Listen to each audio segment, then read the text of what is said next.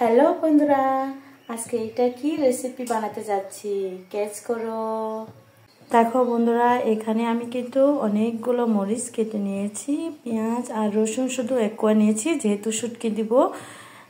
আমরা কিন্তু আসলে ঝাল বেশি খেতে পছন্দ করি, তাই অনেকগুলো মরিচ দিয়েছি যাতে ঝাল হয়। তো রেসিপিটা দেখতে থাকো। এই দেখো, অলরেডি আমার এখানে টমেটো সিদ্ধ হয়ে যাচ্ছে। এটা সিদ্ধ করার পর আমি এখানে এই গরম পানিতে শুটকিগুলো ধুয়ে ফেলবো। এই জন্য আসলে শুটকিটা এখনো দেখাইনি, তো দেখতে থাকো। আমি কিন্তু এই শুটকিগুলো ব্যবহার করব, কারণ এই শুটকিগুলো খেতে আমার খুবই ভালো লাগে।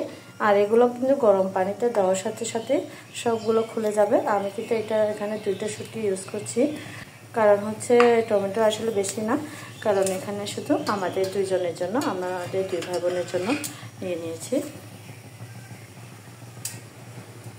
আমার কিন্তু শুটকি পরিষ্কার হয়ে গেছে। দেখুন বন্ধুরা, আমি কিন্তু একদম ছোট করে নিয়েছি, আর হচ্ছে কাঁটাগুলো সব ছেড়ে নিয়েছি, কারণ এই শুটকিগুলোতে একটু কাঁটা থাকে, আর আমার কাছে কিন্তু কাঁটাগুলো একদম ভালো লাগে না, তাই কাঁটাগুলো পরিষ্কার করে নিয়েছি।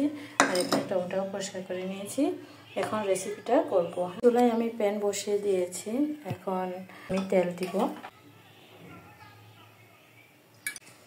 আমি তেল একটু বেশি দিয়েছি, কারণ হচ্ছে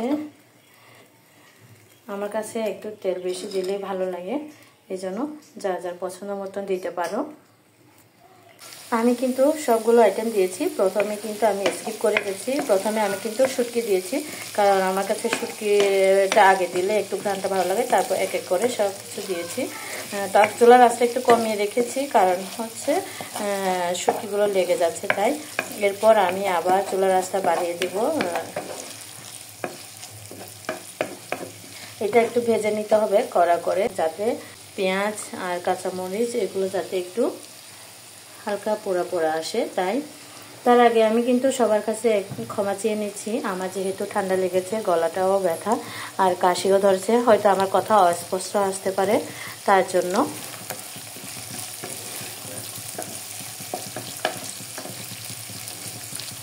আমি কিন্তু এখনো কোনো কিছুই অ্যাড করিনি, এখানে আসলে কোনো কিছুই অ্যাড করব না, কারণ হচ্ছে মশলা ছাড়াই এটা রেসিপিটা হবে। তোমরা হয়তো বুঝতে পেরেছো অনেকেই আমি কি করতে যাচ্ছি। শুটকি পেঁয়াজ কিন্তু প্রায় হয়ে এসেছে, আমি এখন একটু হলুদ অ্যাড করব এখানে, আর হচ্ছে লবণ অ্যাড করব।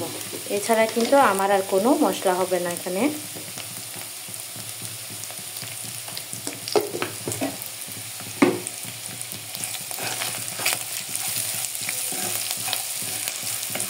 একদম হয়ে গেছে।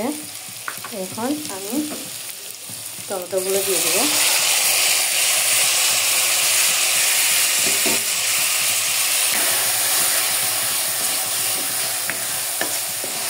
আমি কিন্তু এক হাতে রান্না করছি আর এক হাতে ভিডিও করছি, তাই হয়তো সমস্যা হতে পারে।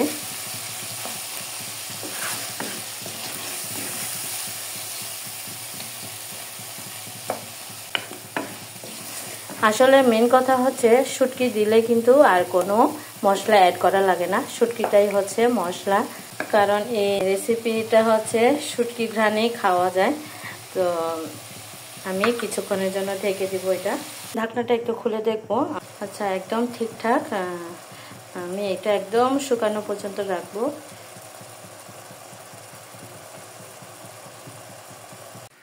আমার কিন্তু প্রায় হয়ে এসেছে, এই যে। এখন একটু চুলার আঁচটা কমিয়ে আবার কিছুক্ষণ থেকে রাখবো, যাতে সুন্দর করে টমেটোগুলো হয়ে ওঠে আর একটু একদম কষা কষা হয়, এই জন্য একটু ঢেকে রাখবো আরও চুলার আঁচটা কমিয়ে। এই যে আমার রেসিপি হয়ে গেল। আমি একটু লবণ টেস্ট করে দেখি, একদম ঠিকঠাক লবণ। এখন আমি ধনেপাতাগুলো অ্যাড করে দিব। ধনেপাতাগুলো অ্যাড করার পর আমি কিছুক্ষণ আবার থেকে রেখে দিব। টেনটেনেং, আমার রেসিপি কমপ্লিট। এটা আসলে টমেটো ভর্তা ছিল, আমি স্পেশালভাবে আমার বরের জন্য করেছি। তাই কাঁচামরিচ দিয়ে আমি ডেকোরেশন করেছি। কেমন হয়েছে আমার রেসিপি যদি কমেন্ট করে জানাও, খুবই ভালো লাগবে। ওকে, বাই বাই।